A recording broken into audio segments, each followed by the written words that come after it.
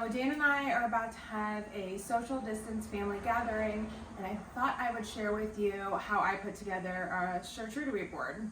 So first things first, here's the spread, a la spread. We've got 2 or 3 different types of olives here. If you weren't going to do olives, you could do mini pickles or hot pickles or something like that. Peppers, that's a great choice as well. I also have 2 or 3 different types of crackers here because certain crackers taste better with certain cheese and things of that. And then the main attraction here, I like to add in several different types of dried fruit.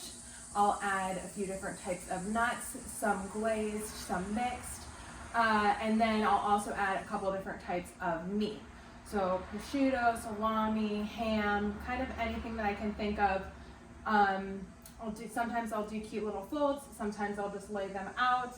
And then what I think honestly makes a nice cheese board is when you cut a little bit of the cheese off. So if it's blue cheese, you do a couple of crumbles.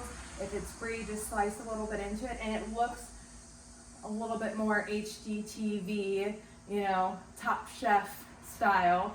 And then I have on the back end of them all of the knives that would be going with them to cut the appropriate cheese. So yeah, I'll do this when I go over to some friend's house to bring an appetizer, or if my family is getting together like they are tonight. And that way everybody has something that they can munch on, and it's quick and easy, and I'm not having to cook up some appetizers before everybody gets in.